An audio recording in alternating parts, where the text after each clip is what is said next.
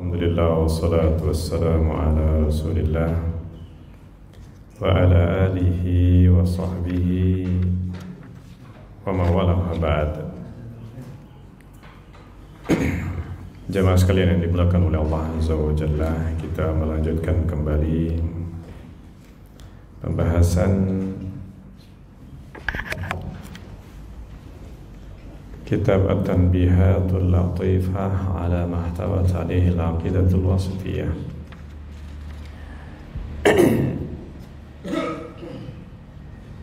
Yang terakhir ayat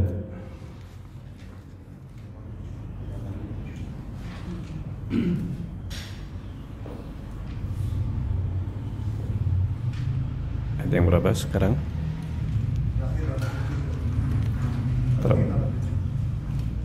Terakhir 87 An-Nisa. Ya. Sekarang Al-Baqarah. An-Nisa 87.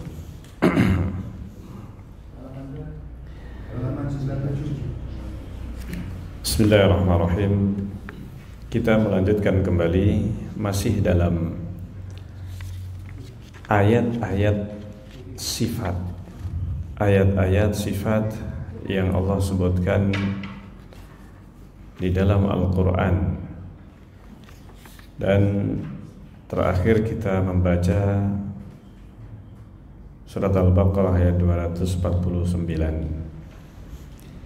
Masuk kepada ayat yang setelahnya, yaitu surat An-Nisa ayat 87. Kata Allah Azza wa Jalla, "Wa man asdaqu minallahi haditha." Siapakah yang lebih benar dari Allah haditha? Hadis itu juga bermakna ucapan. Hadis tahaddasa yatahaddasu, dan hadisan sesuatu yang sifatnya diucapkan. Dan ini yang harus difahami dalam bahasa Arab. Yang dimaksudkan dengan kalamullah atau takallama yatakallam dalam bahasa Arab itu bermakna berbicara dengan lisan atau dengan lafaz, terlafatkan. Dan ini berbeda dengan penggunaan kata-kata qala atau qaulan. Maknanya sama, berkata. Qala berkata. Tetapi tahaddasa atau takallama ini penggunaannya untuk ucapan yang dilafatkan. Ada suara dan ada terdengar. Berbeda dengan qala dalam penggunaannya di dalam bahasa Arab, terkadang digunakan untuk qala fi nafsi, berkata dalam hati, tidak terucap. Tetapi kalau takallam itu dalam bahasa Arab artinya sudah mengatakan dengan ucapan, dengan melafadzkan, dengan mengucapkan dengan lisan. Maka di sini Allah Subhanahu wa taala menggunakan banyak kata-kata yang artinya itu bermakna takallam atau mengucapkan dengan ada suaranya, ada lafadznya. Seperti halnya hadisan di sini. Siapakah yang lebih benar dari Allah? Hadisan, ucapannya, perkataannya. Nah, di sini jelas menunjukkan bahwa takallama itu ucapan yang tidak digunakan dalam bahasa Arab kecuali dengan dilafadzkan. Kalau qala atau tahaddasa itu mungkin digunakan untuk apa? Yang ada dalam hati. Seperti di sini hadisan. Siapakah yang lebih benar ucapannya dari Allah hadisan? Nah, ini. Waman asdaqu min, yang setelahnya, ayat yang setelahnya An-Nisa 122. Waman asdaqu minallahi qila. Siapa yang lebih benar ucapannya daripada Allah Azza wa Jalla. Nah, disebutkan di dalam Al-Quran berbagai bentuk kata yang memiliki berbagai makna. Termasuk diantaranya adalah takallama atau qala dan seterusnya. Dan zahir dari apa yang disebutkan di dalam Al-Quran bahwa perkataan, ucapan ini adalah ucapan dengan lisan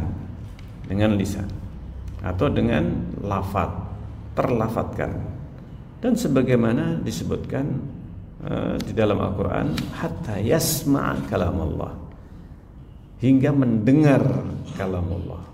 Sehingga kalam disebut dengan kalam itu kalau apa? Terdengar. Yasma', mendengar kalam Allah. Karena yang namanya kalam itu adalah sesuatu yang bisa didengar. Yang namanya didengar berarti ada apa? Ada suaranya, ada ada sesuatu yang terlafadzkan.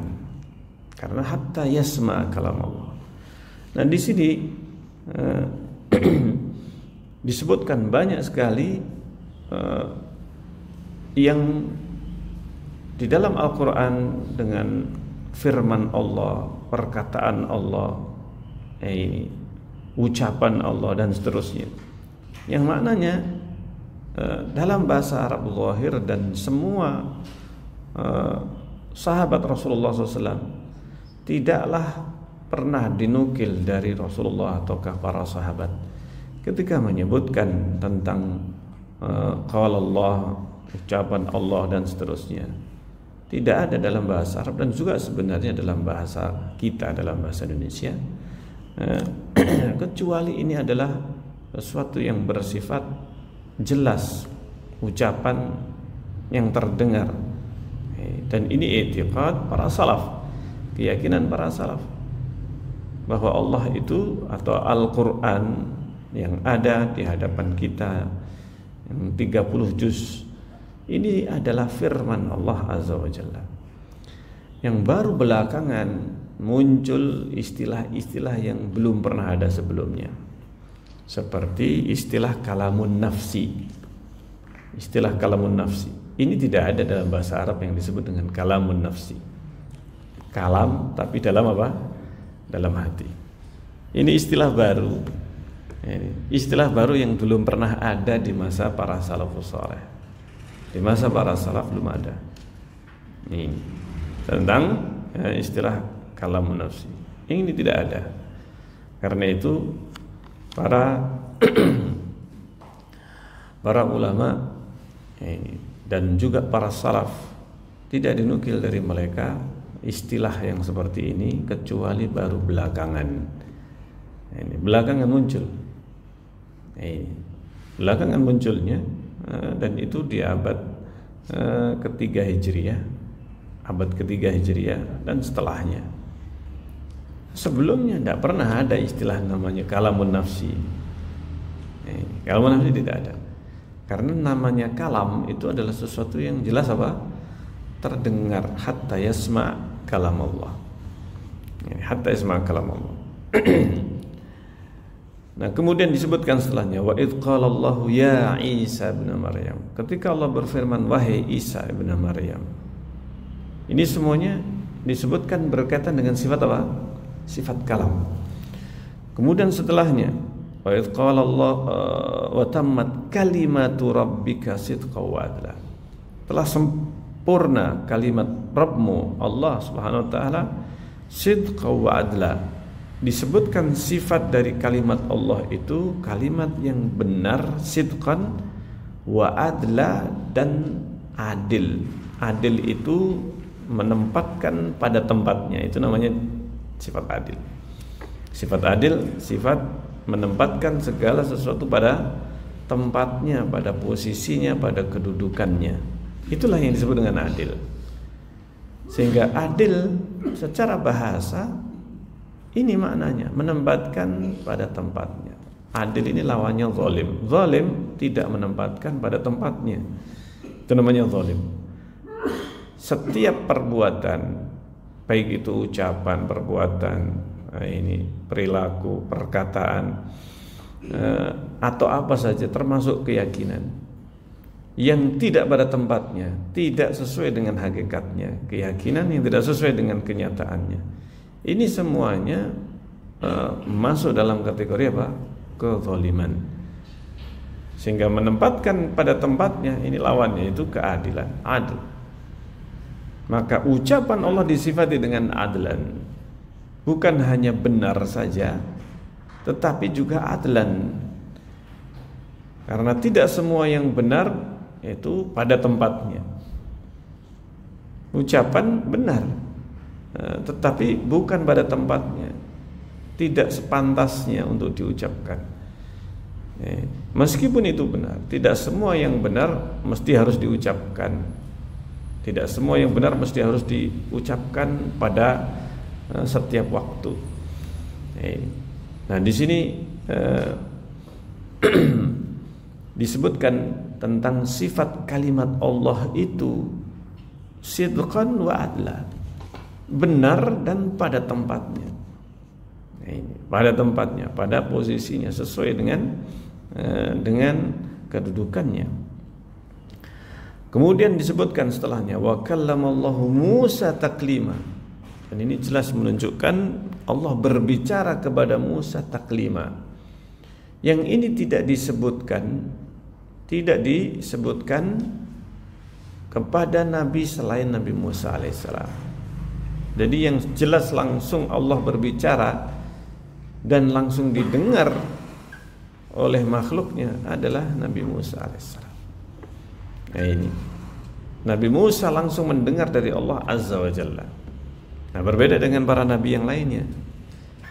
Para nabi yang lainnya mereka mendapatkan firman Allah itu melalui malaikat Jibril, tidak langsung kallamallah Musa. Tetapi Allah menurunkan sebagai wahyu melalui malaikat Jibril kepada para nabi. Jadi tidak langsung mendengar dari Allah, tetapi Nabi Musa mendengar langsung dari Allah azza wa jalla. Mendengar langsung dari Allah azza wa jalla. Karena demikianlah makna dari kallama. Wa kallamallahu Musa taklima. Betul-betul berbicara. Dan Nabi Ibrahim alaihissalam pada saat didatangi oleh manusia pada hari kiamat, nanti di padang mahsyar, ketika mendatangi Nabi Adam, manusia mendatangi Nabi Adam, dan Nabi Adam mengatakan nafsi, yaitu saya ngurusi diri saya sendiri, kalian datang saja kepada Ibrahim, karena dia kekasih Allah, Allah menjadikannya sebagai kekasih. Disebutkan kelebihan masing-masing. Nah, ini Allah menjadikan sebagai kekasih karena tidak ada yang dijadikan kekasih kecuali kecuali Nabi Ibrahim. Ini yang ada dalam Al-Quran. Nah, Rasulullah juga jadikan kekasih oleh Allah. Jadi kelebihannya Nabi Ibrahim ada pada Rasulullah SAW. Kelebihannya Nabi Musa, Nabi Ibrahim ketika itu didatangi oleh manusia dan mengatakan, datangi saja Musa karena Allah yang berbicara kepadanya. Nah, Allah Subhanahu wa taala berfirman kepada setiap nabi dan rasul. Allah turunkan wahyu, firman-Nya. Tetapi yang secara langsung mendengar wahyu dari Allah secara langsung adalah Nabi Musa. Karena itu Nabi Ibrahim menyebutkan kelebihannya Nabi Musa, oh dia kalimullah. Dia adalah orang yang langsung Allah berbicara kepadanya. Nah, ini kelebihan Nabi Musa. Kalau seandainya tidak ada makna kalamullah, kalam kepada Nabi Musa alaihissalam, itu adalah apa? Sebagaimana nabi yang lainnya, tidak secara langsung, maka kenapa disebut kalimullah? Tidak ada kelebihannya kalau seandainya Nabi Musa Allah Subhanahu wa taala berbicara langsung kepadanya. Itu maksud dari kalamullah, artinya Allah langsung berbicara kepada Nabi Musa. Berbeda dengan nabi yang lainnya. Ini kelebihannya Nabi Musa alaihissalam, kalimullah. Wa kallamallahu Musa taklima. Dalam ayat yang lain, falamma minhum man kallamallah, di antara mereka para nabi dan rasul, man kallamallah, ada yang langsung Allah berbicara kepadanya. Ini maksudnya kallamallah, yaitu langsung berbicara. Dan di antara nabi itu ada yang langsung mendengar. Yang dimaksudkan di sini adalah Nabi Musa dan Rasulullah SAW ketika Isra dan Mi'raj, ketika mendapatkan perintah dari Allah berupa salat 5 waktu, itu langsung dari Allah SWT. Bedanya Nabi Musa di lembah tua, Rasulullah di Sidratul Muntaha. Ini beda tempat. Nabi Musa di bumi ini, di lembah tua, namanya lembah tua. Tua itu pakai tok, tua. Ini bilwadil muqaddasi tua. Rasulullah fi Sidratul Muntaha. Ketika berada di Sidratul Muntaha, maka Allah langsung berbicara, karena tidak ada lagi malaikat Jibril. Malaikat Jibril tidak bisa naik ke Sidratul Muntaha, hanya Rasulullah saja. Nah, kemudian Rasulullah SAW mendapatkan perintah langsung dari Allah SWT. Salat 5 waktu yang berbolak-balik, asalnya 50, terus kemudian diberikan keringanan sampai akhirnya 5 waktu. Nah, di sini akhirnya Nabi Rasulullah turun dan sampailah ketemu dengan Nabi Musa yang Allah dulu pernah berbicara di lembah tua. Apa yang kau dapatkan dari Allah? Ini Nabi Musa kemudian mendapatkan informasi dari Rasulullah SAW. Minta kembali kepada Allah. Kamu kembali kepada Allah. Saya tahu sudah pengalaman dengan Bani Israel. Wa qad alajtu Bani Israel asyad mu'alajah. Ini saya sudah terapi Bani Israel itu, sudah apa? Sudah mentok. Umatmu gak akan kuat. Minta sampai akhirnya 5 kali. 5 kali pun Nabi Musa masih menyuruh untuk balik. Akhirnya Rasulullah sudah, saya terima saja. Ini saya terima saja. Nah, ini kisah Isra dan Mi'raj. Rasulullah SAW langsung mendapatkan perintah salat 5 waktu. Kemudian walamma ja'a Musa limiqatina wa kallamahu rabbuh. Surat Al-A'raf ayat 143. Ketika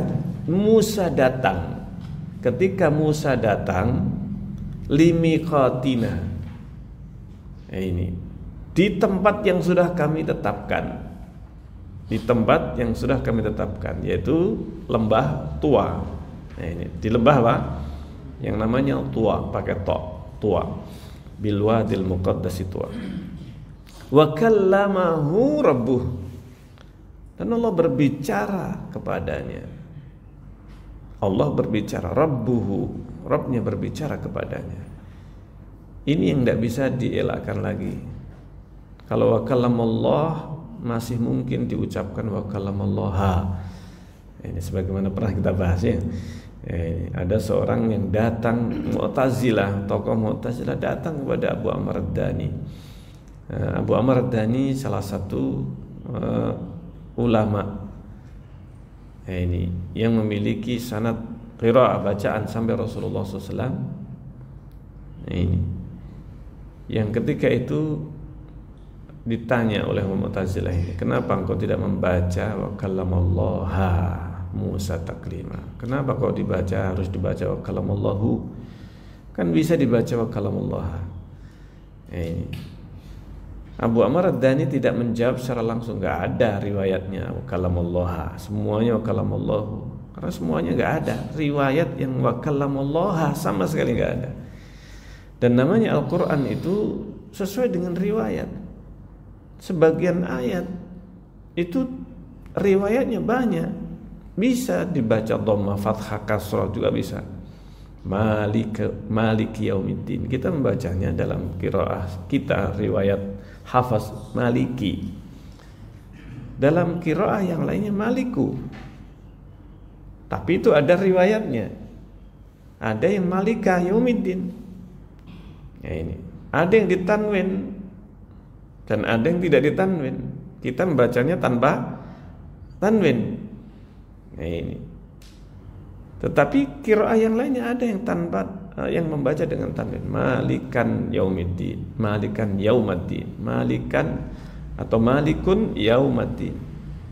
Malikin yaumaddin, di fathah semuanya yaumanya. Tapi kalau maliki yaumi, nah ini maliki yaumiddin, ini bacaan kita, ya kan? Nah, ini bacaan ini ada beberapa riwayat, tetapi ketika ayat ini wa kallamallahu Musa taklima, tidak ada satupun riwayat kecuali semuanya di dhammah wa kallamallahu. Abu Amr Ad-Dani tidak menjawab demikian. Ini karena ini orang pakai akal. Ini sementara Abu Amr Ad-Dani itu riwayat, tidak bisa sembarangan membaca Al-Quran. Itu semuanya riwayat. Meskipun secara bahasa bisa dibaca wa kalamullaha, tapi artinya berbeda. Kalau wa kalamullaha, Musa berbicara kepada Allah. Tapi kalau wa kalamullahu, Allah berbicara kepada Musa. Beda besar, iya kan? Kebalik ini maknanya. Maknanya kebalik. Secara bahasa bisa dibolak-balik. Tapi ayat ini surat Al-A'raf ayat yang ke-143 tidak bisa.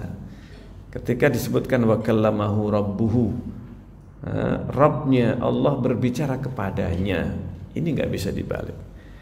Ini nggak bisa dibalik. Masya Allah. Nah karena itu orang Mu'tazilah tadi mengatakan seandainya ayat ini tidak ada, bisa dihapus. Bayangkan mereka mengingkari suatu makna, tapi ternyata mereka mendapatkan ada di dalam Al-Quran sesuatu yang mereka nafikan, ternyata ditetapkan di sini dan tidak bisa dinafikan. Ini mereka menafikan sudah sebelumnya.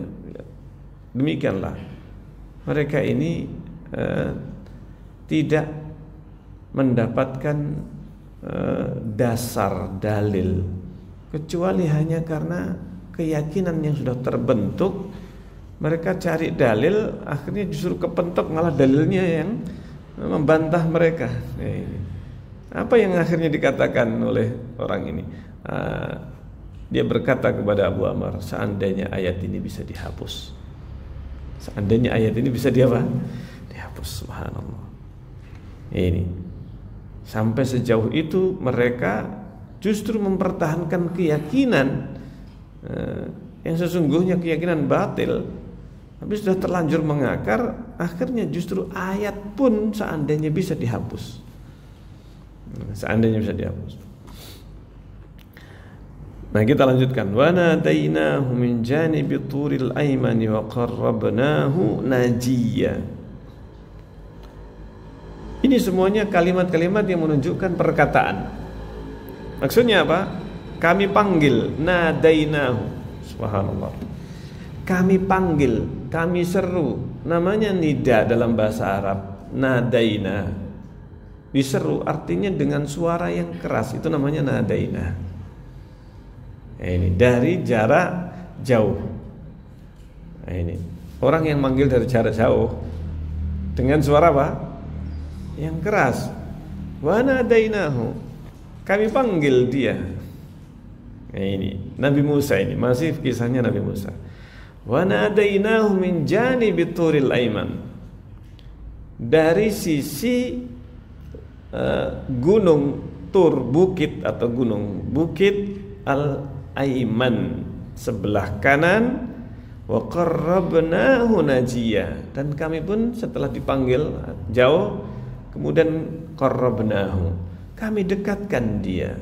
Najiyya dengan najiyya. Najiyya itu artinya berbisik-bisik. Itu juga ucapan, bentuk dari apa? Ucapan, tetapi apa? Berbisik. Apa bisik? Yang hanya didengar oleh yang dibisiki saja. Kalau nadainahu itu bisa terdengar dari jarak jauh. Tapi kalau najiyya hanya bisa didengarkan dengan jarak yang dekat. Nah di sini Allah Subhanahu wa taala menggunakan dua kata, nadaina wa najaina. Nah, ini najiyya. Nah, ini. Karena itu disebut kita berdoa kepada Allah bermunajat. Kenapa? Kita itu berdoa enggak kita keraskan suaranya. Tapi kita apa? Lafadzkan dengan berbisik. Artinya seandainya kita berbicara, tidak ada yang mendengar kecuali yang dekat dengan telinganya, dengan mulut kita. Itu namanya munajat. Kita bermunajat kepada Allah itu apa? Berbisik kepada Allah. Allah Maha mendengar. Nah, di sini Nabi Musa, ini disebutkan di sini, wa qarrabnahu najiyya. Kami dekatkan dia najiyya, dalam keadaan bermunajat. Ini artinya dibisiki Nabi Musa alaihissalam, hanya Nabi Musa yang mendengarkan. Kemudian disebutkan wa idnada rabbuka Musa, ketika Rabbmu memanggil Musa, memanggil nida artinya memanggil Nabi Musa alaihissalam. Anitil qaumadz zalimin, hendaknya engkau mendatangi kaum yang zalim, mendatangi kaum yang zalim. Ini perintah, nida, panggil. Kami panggil Nabi Musa, atau ketika Rabb memanggil Musa. Subhanallah. Di dalam Al-Quran ini sedemikian banyaknya dalil yang menunjukkan Allah itu berbicara, Allah berfirman. Dan tidak pernah ada dari Rasulullah penjelasan atau pentakwilan kepada ini maksudnya kalamun nafsi dan seterusnya. Tidak pernah ada, karena ini maknanya jelas sebenarnya dalam bahasa Arab, tidak perlu ditakwil-takwil. Dan tidak ada penukilan dari Rasulullah, para sahabat yang mentakwil seperti hal yang seperti ini. Ini sifat-sifat Allah Azza wa Jalla, perbuatan Allah yang sangat jelas maknanya dalam bahasa Arab. Wa nadahuma rabbuhuma alam anhakuma an tilkuma syajara. Ini kisahnya Nabi Adam dan Hawa. Wa nadahuma, ketika Allah memanggil keduanya, yaitu Nabi Adam dan Hawa. Ketika rabbuhuma, Rabb yaitu Allah Subhanahu wa taala, Rabb keduanya memanggil keduanya, Nabi Adam dan Hawa. Alam anhakuma, bukankah aku sudah melarang kalian berdua? Antil kuma syajarah, dari pohon itu. Ini pohon yang disebut oleh iblis ketika menggoda Nabi Musa melalui Hawa, syajaratul khuldi. Itu pohon kekal itu. Kalau makan kamu kekal di surga. Kalau makan itu kamu bakal apa? Kekal di surga. Subhanallah. Nah, di sini disebutkan Allah melarang jangan mendekati pohon itu. Tilkum saja. Maka disebutkan di sini, yauma yunadihim, yang berikutnya, pada hari yunadihim, Allah memanggil mereka. Memanggil mereka, orang yang berbuat syirik, orang-orang musyrik. Fayaqulu aina syuraka'i alladzina kuntum tazumun, mana sekutuku yang dulu kalian mendakwakannya, yang kalian menganggap itu sekutu bagiku, mana? Datangkan. Allah akan memanggil kaum musyrikin yang mereka menyembah selain Allah, menjadikannya sekutu bagi Allah. Ketika itu kaum musyrikin dipanggil, mana sekutuku yang dulu kalian katakan itu sekutuku, artinya yang kalian panjatkan doa selainku. Maka ditagih oleh Allah Azza wa Jalla, mana? Datangkan. Mana? Nah, ini yang dulu dipanjatkan doa selain Allah Azza wa Jalla. Maka mereka dimintai pertanggungjawaban atas perbuatan mereka dan keyakinan mereka. Dipanggil oleh Allah, yunadihim. Nida, namanya nida, yunadihim. Ini panggilan dengan suara yang keras. Itu namanya nida, panggilan, nadaina. Seperti hanya adzan itu disebut nida. Ini panggilan.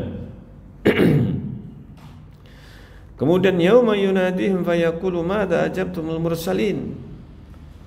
Yang setelahnya, pada hari yunadihim, Allah memanggil mereka, fayaqulu madza ajabtumul mursalin, apa yang kalian jawab ini terhadap ajakan para rasul. Apa jawaban kalian ketika para rasul itu mendakwai kalian, mengajak kalian untuk masuk Islam, untuk beriman? Madza ajabtumul mursalin? Apa yang kalian jawab? Maka semua manusia akan ditanya nanti pada hari kiamat. Para rasul sudah diutus kepada mereka. Apa jawaban kalian? Umatnya Nabi Musa ditanya, apa jawaban kalian kepada Musa? Umatnya Nabi Isa, apa jawaban kalian kepada Nabi Isa? Kepada para nabi dan rasul semuanya. Nabi Ibrahim, apa jawaban kalian ketika Nabi Ibrahim berdakwah kepada kalian? Ini semuanya akan ditanya oleh Allah. Nah, ini pada saat itu, pada hari di mana Allah memanggil itu pada hari kiamat di padang mahsyar. Nah, ini ketika dihisab masing-masing manusia. Apa yang kalian jawab? Masya Allah. Yang berikutnya, wa in ahadum minal musyrikin astajaraka fa'ajirhu hatta yasma' kalamullah. Ketika ada seorang di antara kaum musyrikin istajarak, meminta perlindungan kepadamu, fa'ajirhu, maka berilah perlindungan hatta yasma' kalam Allah, hingga dia mendengar firman Allah. Kalam Allah sangat jelas sebenarnya dan sangat banyak sekali ayat-ayat tentang hal ini. Ketika disebutkan di sini orang musyrik minta perlindungan, lindungi. Dan pada waktu itu, pada masa Rasulullah, orang musyrik mereka itu ketika minta perlindungan suruh masuk masjid. Boleh orang bukan muslim itu masuk apa? Masjid. Kalau ada orang masuk masjid, tafadhal. Alhamdulillah ya. Ini. Alhamdulillah, artinya biarkan masuk. Supaya apa? Supaya mendengar firman Allah, bacaan Al-Quran. Ini. Kalau mereka mau mendengar, alhamdulillah. Ini. Ada orang-orang Nasrani, orang yang bukan muslim, ini ketika mendengar Al-Quran itu merasa, oh, saya tenang dengan bacaan Al-Quran. Ini padahal nggak tahu artinya, ya, nggak tahu artinya. Tapi mereka yang merasakan ketenangan. Masya Allah. Ini mukjizat Al-Quran, ya, mukjizat Al-Quran. Nah, sementara di sini orang musyrik, orang Arab, mereka bisa jadi tidak pernah dengar Al-Quran. Mereka hanya mendengar bahwa Muhammad ini mengajak supaya meninggalkan sesembahan. Ini sesembahan yang selama ini mereka sembah. Mereka mengingkari. Nah, mereka ini belum pernah mendengar ayat Al-Quran. Ini ketika mendengar ayat Al-Quran, maka mereka ini baru, ucapan ini, Al-Quran ini bahasa Arab, bahasa mereka. Tapi mereka merasakan perbedaan yang sangat besar antara ucapan biasa manusia biasa dengan kalamullah, dengan firman ini, firman Allah yang sangat berbeda. Dan itu sampai sekarang. Ini ada seorang yang dia membacakan ayat Al-Quran, tapi kemudian dia membaca kalimat bukan Al-Quran, tapi dia lantunkan seperti Al-Quran. Dia lantunkan seperti Al-Quran. Ini. Padahal itu juga bahasa Arab, tapi bukan Al-Quran, tapi dia melantunkan itu seperti apa? Al-Quran. Dia tanya kepada orang yang mendengar ini bukan muslim, tidak pernah dengar Al-Quran, tidak pernah mendengarkan Al-Quran di negeri bukan muslim. Ketika itu ditanya, bagaimana? Ini ada ucapan, kemudian ada kalimat yang dibaca seperti Al-Quran dan dia lantunkan. Orang ini menjawab, ada perbedaannya. Ketika dibaca ayat Al-Quran, dia merasakan sesuatu yang tenang, sesuatu yang nyaman dia dengarkan. Sementara ketika dibacakan lafaz-lafaz yang bukan Al-Quran, tapi dengan seperti membaca apa? Al-Quran, pakai tajwid dengan membaca seperti Al-Quran. Yang ini kayak nggak ada rasanya. Maksudnya itu tidak ada sesuatu yang berpengaruh dalam hatinya. Maka Dijawab, ini adalah firman Allah, artinya Al-Quran, dan yang ini bukan Al-Quran. Masya Allah. Ini menunjukkan ada perbedaan yang sangat mencolok antara firman Allah Al-Quran dengan apa? Dengan bahasa Arab, meskipun sama-sama bahasa Arabnya, tapi berbeda. Ini yang luar biasa. Karena itu orang musyrik, orang yang berbahasa Arab, mereka yang ngerti bahasa Arab, meskipun dia berbahasa Arab, ngerti bahasa Arab, tapi ketika mendengar Al-Quran, ini akan berbeda. Akan berbeda. Masya Allah. Dan banyak kaum ketika Rasulullah SAW membaca ayat Al-Quran, mereka itu masuk Islam karena mendengar ayat-ayat Al-Quran dibacakan. Ini, Masya Allah. Kemudian yang selanjutnya, waqad kana fariqum minhum yasma'una kalam Allah thumma yuharrifunahu min ba'di ma aqalu. Surat Al-Baqarah ayat 75. Dan ada sebagian kelompok di antara mereka mendengar kalam Allah, firman Allah, thumma yuharrifunah, kemudian mereka membelokkannya. Artinya membelokkannya, yuharrifun, memalingkannya, memahami bukan dengan makna yang seharusnya, atau bahkan merubah ayat Al-Quran tadi. Min ba'di ma aqalu, setelah mereka fahami Al-Quran, tapi mereka kemudian merubahnya. Ini perbuatan mereka kaum musyrikin atau kaum munafikin. Ini semuanya juga menunjukkan masih tentang firman Allah. Yang berikutnya, yuriduna ayyubaddilu kalam Allah, mereka ingin merubah kalam Allah. Qul lan tattabi'una, katakanlah kalian tidak akan mengikuti kami. Lan tattabi'una, tidak akan mengikuti kami. Di sini disebutkan bahwa mereka kaum musyrikin ingin merubah kalam Allah. Yuridun an yubaddilu kalam Allah. Dan ini jelas penetapan sifat kalam ini dalam banyak ayat Al-Quran.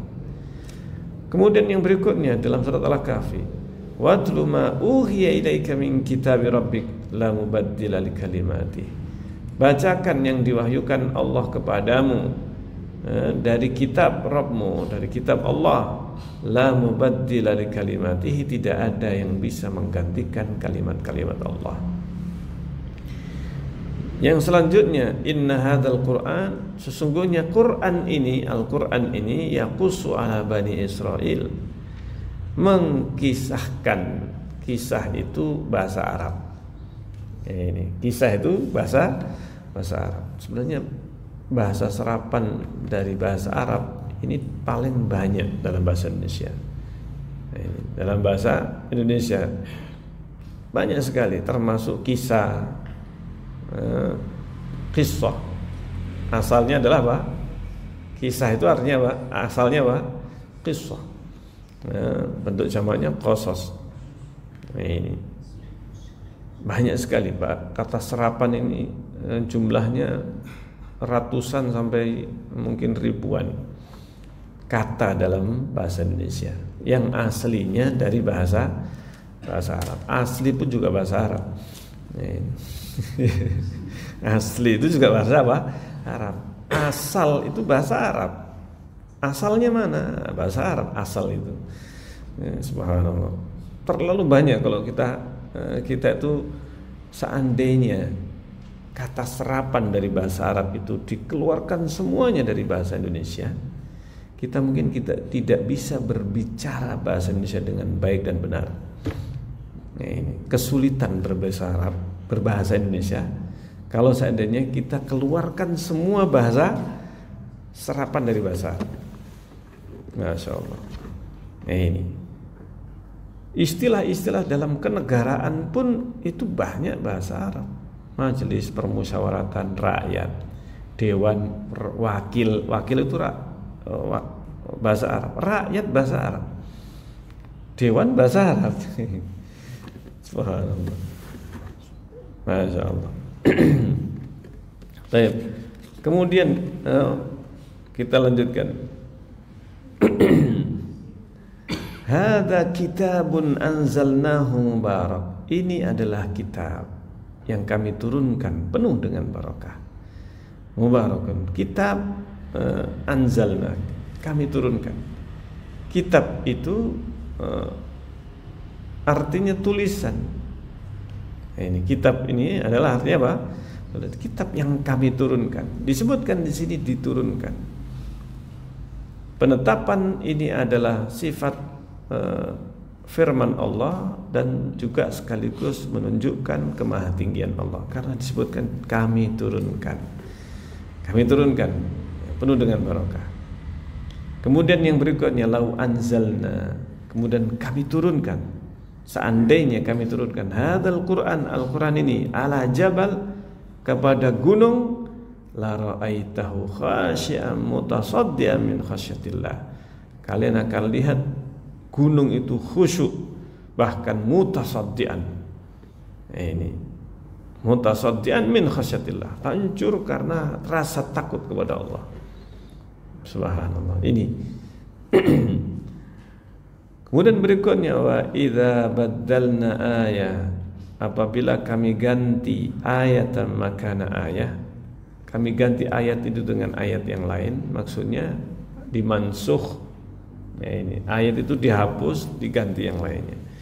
Karena sebagian di antara ayat-ayat yang dulu pernah diturunkan oleh Allah dalam Al-Quran kemudian sudah diambil, dicabut, sudah tidak menjadi bagian dari Al-Quran. Sebagian sahabat masih menghafal.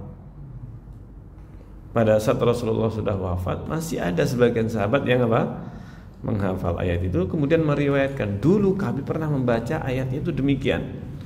Termasuk beberapa ayat, diantaranya ayat tentang persusuan. Ayat tentang apa? Persusuan. Ini dulu pernah ada. Ini dulu pernah ada. Rajam pernah ada. Ayatnya ini pernah ada, tapi kemudian dihapus, dicabut. Hukumnya tetap. Rajam itu dulu pernah ada ayat yang menyebutkan tentang rajam. Ini, tetapi kemudian ayatnya dicabut, artinya sudah dihapus dari Al-Quran, tetapi hukumnya tetap berjalan dan dijalankan oleh Rasulullah SAW. Ini salah satu bentuk mansukh ini. Yang dimansukh cuma lafadznya saja. Al-Quran lafadznya dimansukh, hanya dihapus, kemudian hukumnya masih tetap berlaku. Jadi hukum rajam tetap berlaku. Ini. Kalau ada orang yang mengatakan nggak ada dalam Al-Quran rajam, ini berarti orang tidak paham dengan nasikh dan mansukh, sejarah, dan ini menunjukkan kebodohan dan kejahilan orang yang mengatakan nggak ada rajam dalam Al-Quran. Ini, subhanallah. Kalau seandainya orang itu mau melihat hukum rajam di dalam Taurat ini ada hukum rajam, tapi kaum Yahudi mereka tidak menjalankannya, dan itu masih ada ketika Rasulullah didatangi oleh orang Yahudi. Ini pendetanya ini berpesan, kalau dia menyebutkan rajam hukumnya, orang yang atau potong tangan atau rajam kepada orang yang berzina, nggak usah diambil, nggak usah diikuti. Tapi kalau dia menyebutkan hukum lain selain rajam, terima. Ternyata akhirnya datanglah kepada Rasulullah mereka ini. Rasulullah akhirnya mengatakan, coba bawa kitab kalian. Ini, coba bawa kitab kalian. Rasulullah suruh membuka tentang bagaimana di dalam ayat kalian, ayat Taurat, hukum orang yang berzina.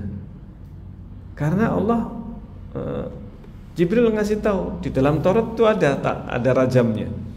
Mereka membacanya.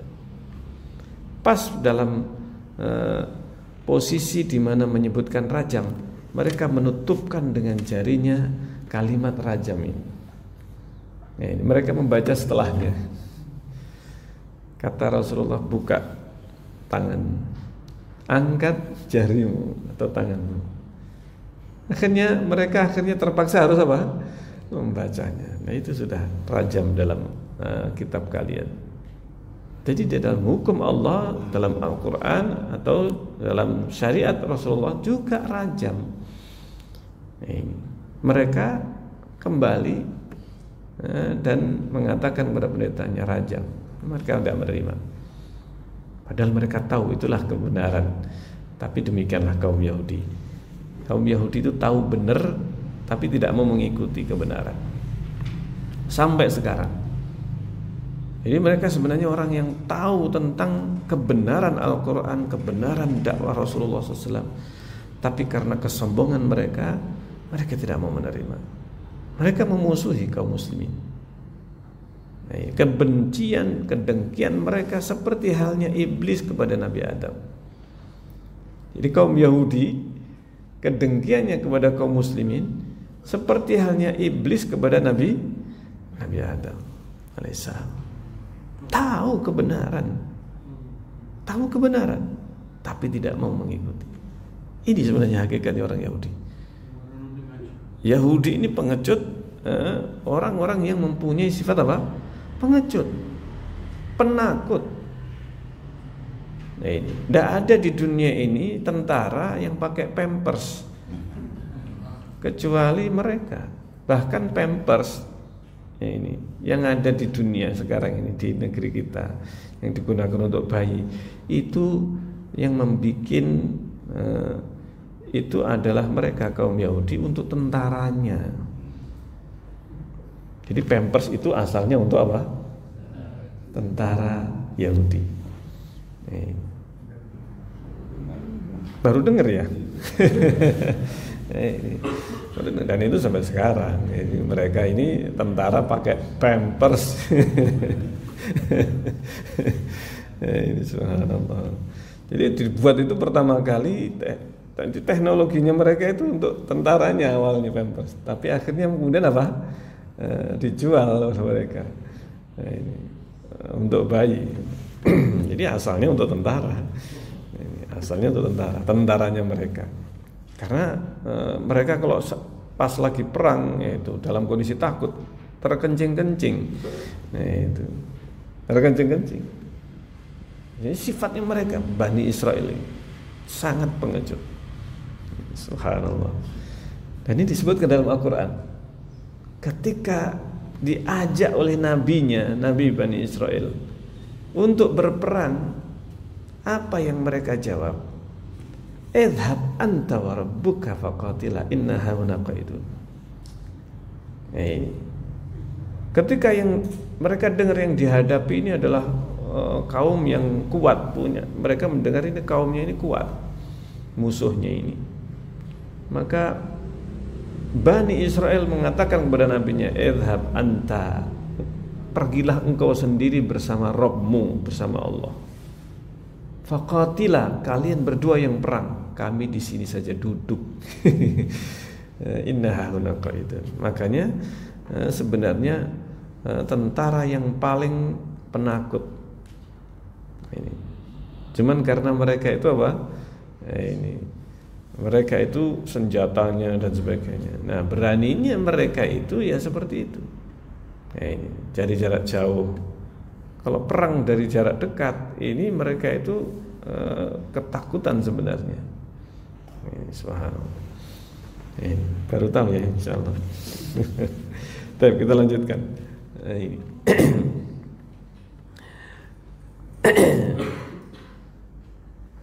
Lalu wa idza baddalna ayatan makana ayat. Kalau kami ganti satu ayat pada posisi ayat yang lain, wallahu a'lamu bima yunazzil. Allah itu lebih tahu, maha tahu dengan apa yang Allah turunkan. Qalu innama anta muftar. Mereka berkata, sungguhnya engkau itu membuat muftarin, itu adalah membuat sesuatu yang dusta. Nah, bal aktsaruhum la ya'lamun. Maka Allah berfirman, bahkan mayoritas mereka tidak tahu. Qul, katakan wahai Muhammad, nazzalahu ruhul qudus. Al-Quran itu diturunkan oleh Ruhul Qudus. Siapa Ruhul Qudus di sini? Jibril alaihissalam. Bil mir rabbik, itu dari Rabbmu. Bil haqqi, dengan kebenaran, liyusabbital ladzina amanu, untuk mengokohkan orang yang beriman, wa hudaw wa busyra lil muslimin, dan petunjuk serta busyra, kabar gembira bagi kaum muslimin. Walaqad na'lamu annahum yaqulun, dan sungguh kami mengetahui bahwa mereka mengatakan, innama yu'allimuhu bashar, sungguhnya Muhammad itu yang ngajari manusia, bukan Jibril. Muhammad itu diajari manusia. Makanya terdapat perkataan bahwa Muhammad itu yang ngajari rahib. Orang Nasrani itu mengatakan Muhammad itu yang ngajari adalah seorang apa? Rahib, yang katanya rahib Buhaira. Ya, pernah dengar di dalam sirah, riwayatnya sebenarnya lemah. Riwayat tentang rahib Buhaira, rahib pendeta Buhaira yang mengatakan ini ada tanda kenabian dan seterusnya. Ini riwayatnya riwayat yang lemah, yang tidak sahih riwayatnya. Jadi mereka mengatakan Muhammad itu dalam perjalanan ketika bersama pamannya, di situ diajari oleh seorang rahib. Nah, ini ada tanda kenabian. Nah, di situ diajari, katanya diajari Injil. Nah, jadi Rasulullah itu dituduh oleh mereka kaum Nasrani jiplak Injil, jiplak Taurat dan Injil, jadilah Al-Quran. Jadi Al-Quran itu adalah bikinan Muhammad. Itu bikinan Muhammad, diajari oleh apa? Pendeta tadi, yu'allimuhu bashar. Subhanallah. Ini dibantah oleh Allah Subhanahu wa taala dalam Al-Qur'an ayat ini. Itu sungguhnya hanya diajari oleh manusia. Nah, Rasulullah SAW, nah ini beliau yang kalau seandainya itu diajari oleh manusia, ada Taurat, ada Injil, diajarkan kisah-kisah di dalam Taurat dan Injil, kalau kita baca mengerikan. Ya, ini kisah tentang Nabi itu tidak pantas untuk disebutkan dan sangat berbeda jauh dengan Al-Quran. Nah, ini, dan namanya kisah para nabi, kisah para nabi, namanya kisah, tidak bisa ngarang. Nah, ini Rasulullah SAW ketika menyebutkan kisah para nabi sebagaimana yang disebutkan di dalam Taurat dan Injil sangat berbeda kalau dibandingkan. Nah, ini contohnya saja Nabi Lut alaihissalam. Nabi Lut ini itu disebutkan minum khamar, kasih minum khamar kedua putrinya, lalu supaya apa? Dikasih minum khamar supaya berzina dengan kedua putrinya dan lahir anak. Ini karena kaumnya sudah dibinasakan, supaya mereka punya anak keturunan dari ayahnya saja. Akhirnya dikasih minum oleh anak kedua putrinya supaya kita nanti keduanya punya anak dari Nabi Lut. Subhanallah. Kira-kira pantas enggak ini diceritakan? Ini dalam kitab suci. Ya, ini. Dan sampai sekarang ini ada kisah ini. Kisah yang sangat buruk kepada siapa? Nabi Lut. Dikasih minum khamar, loh. Namanya khamar rasanya beda dengan teh, ya kan? Rasanya beda. Ini kok dikasih minum khamar, mau minum Nabi Lut, dan kemudian akhirnya terjadi perzinaan. Bagaimana berzina? Padahal di dalam Taurat zina ini dirajam. Subhanallah. Ini sesuatu yang tidak pantas disebutkan. Kisahnya Nabi Daud. Nah, Nabi Daud yang kemudian menginginkan istrinya pasukannya atau prajuritnya. Akhirnya prajurit ini diutus untuk perang, dan dia kemudian menikahi atau mengambil istrinya karena keinginan dia terhadap istrinya ini. Subhanallah. Karena Nabi Daud sebagai raja waktu itu. Dan ini disebutkan di dalam kitab ini. Apakah pantas Nabi seperti itu? Ini subhanallah. Banyak para nabi dikisahkan dengan kisah-kisah yang tidak benar, yang tidak bagus, yang tidak mungkin itu adalah layak dan pantas. Orang yang soleh saja sudah nggak pantas, apalagi ini adalah seorang apa? Nabi, seorang nabi. Waliyadzubillah. Nah, ini. Dan itu menunjukkan tidaklah mungkin Allah Subhanahu wa taala berfirman dan menceritakan ke para nabi seperti itu. Mereka nabi, pilihan Allah Azza wa Jalla. Kalau seandainya nabinya seperti itu, berarti yang salah pilih Allah. Iya. Allah yang salah pilih. Kenapa kok sampai seperti ini? Ya, ini. Belum lagi malaikat yang diceritakan. Waliyadzubillah. Makanya ajaran Yahudi ini yang sangat jauh dari kebenaran. Sudah banyak dirubah Taurat dan Injil. Baik. Kita lanjutkan. Wujuhu yawma idzin nadhirah ila rabbiha nadhirah. Di sini nah, kita lanjutkan. Lisanul ladzina yulhiduna ilaihi ajami. Lisan yang mereka yulhiduna ilaihi, yang mereka itu memalingkan, yang menyebutkan tentang apa? Tentang kisah bahwa Muhammad itu diajari manusia. Itu bukan bahasa Arab, ajami. Wa hadza lisanun arabiyyun mubin. Sementara Al-Qur'an ini bahasa Arab yang nyata. Sementara yang mereka katakan diajari oleh manusia, manusianya ini bukan orang Arab, ajami. Ini subhanallah. Lisan orang yang yulhiduna ilaih, yang mereka tuduh Muhammad itu diajari oleh orang ini, dia bukan orang Arab, ajami. Sementara Al-Quran ini adalah bahasa Arab yang mubin, yang mereka pun tidak bisa mendatangkan seperti itu. Nah, ini kaum musyrikin tidak bisa mendatangkan satu ayat saja, nggak bisa. Satu ayat saja seperti Al-Quran nggak bisa, apalagi semua Al-Quran. Nah, di sini pembicaraan tentang kalamullah selesai. Kemudian wujuhu yauma idzin nadhirah ila rabbiha nadhirah. Ini menyebutkan tentang sifat melihat Allah nanti pada hari kiamat. Wajah-wajah pada hari itu berseri-seri ila rabbiha nadhirah. Mereka melihat kepada Allah. Melihat nadhara ila ini maknanya melihat dengan mata. Jadi betul-betul melihat dengan mata. Alal araiki yang turun, mereka di atas permadani di surga, mereka itu bersandar pada sofa-sofanya mereka ini di surga, yang turun melihat kepada Allah, maksudnya melihat kepada Allah. Kemudian lilladzina ahsanul husna wa ziyadah. Untuk orang-orang yang ahsanu, berbuat baik, al-husna disebutkan tafsirnya sendiri oleh Rasulullah langsung. Ayat ini dijelaskan oleh Rasulullah, al-husna itu maknanya surga, wa ziyadah itu maknanya melihat kepada Allah, melihat wajah Allah. Ini tafsirnya ayat ini langsung dari Rasulullah. Kalau sudah ada tafsir dari Rasulullah, tidak perlu apa? Penjelasan yang lain. Sudah final penjelasannya dari Rasulullah langsung, yang mana beliau yang diturunkan ayat itu. Beliau yang paling faham dengan ayat tersebut. Ini salah satunya, yaitu lilladzina ahsanul husna wa ziyadah. Untuk orang yang berbuat ihsan, berbuat baik di dunia, dia mendapatkan husna, yaitu surga, wa ziyadah, dan tambahan. Tambahannya itu apa? Melihat wajah Allah. Ini nikmat yang paling tinggi.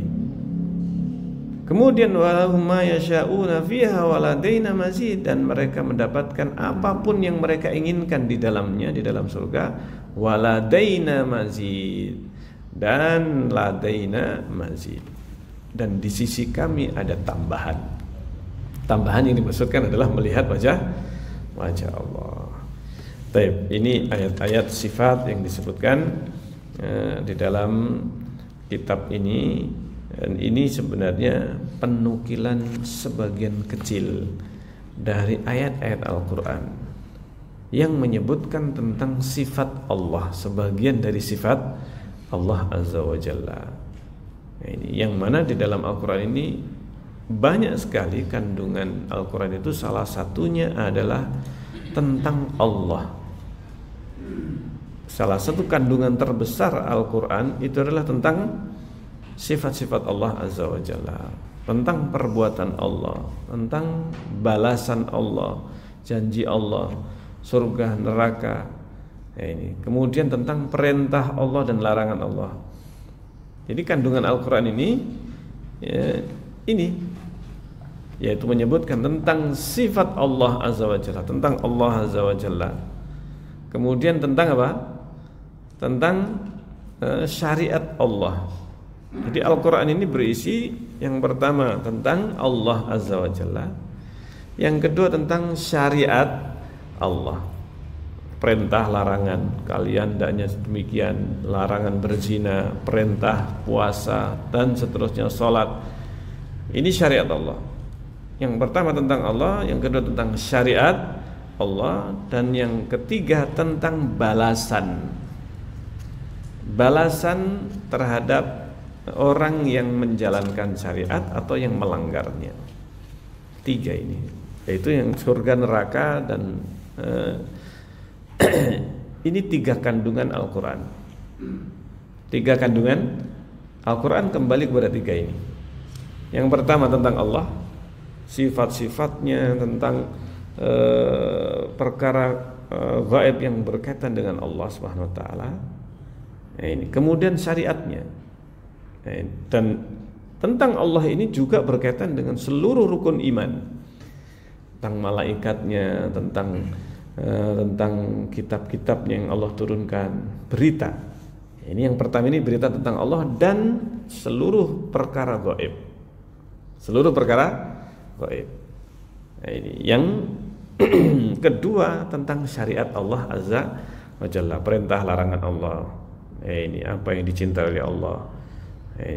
Kemudian yang ketiga tentang balasan, baik itu yang menjalankan syariat ini, yang kedua ini, ataukah yang apa? Melanggarnya. Orang mukmin dan orang kafir. Balasannya apa? Surga dan neraka. Tiga ini intinya. Al-Ikhlas, surat Al-Ikhlas itu adalah ringkasan dari seluruh ayat-ayat yang menyebutkan tentang Allah. Karena seluruhnya surat Al-Ikhlas tentang siapa? Tentang Allah.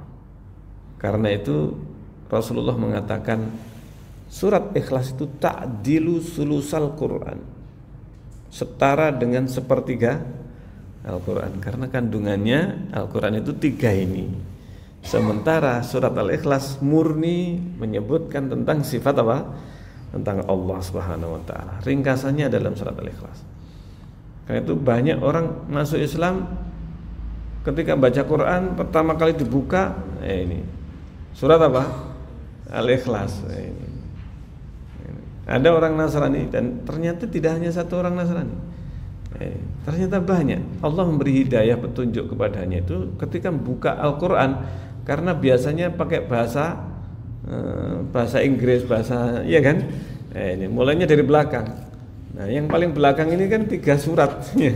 Paling atas Qul huwallahu ahad. Ini dibacalah dia.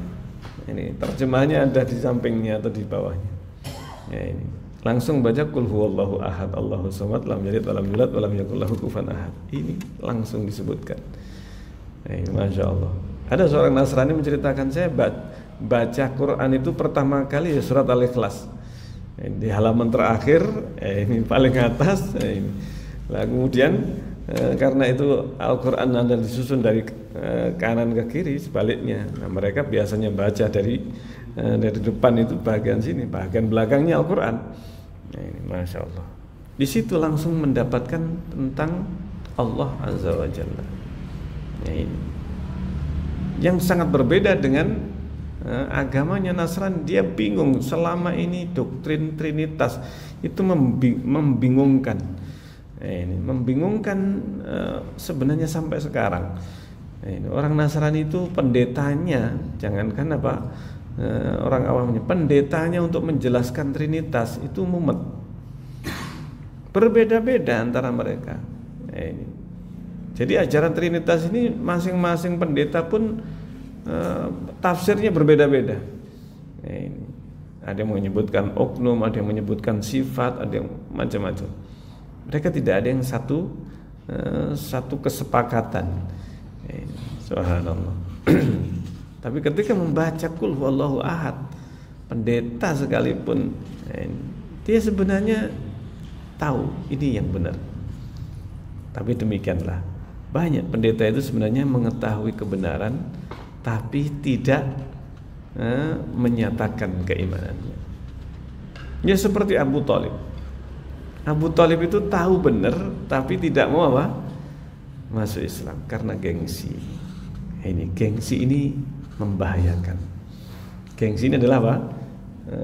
Sifat yang berbahaya. Kalau sudah selimuti oleh rasa gengsi, ini bisa menghalangi dari hidayah. Bisa menghalangi dari hidayah.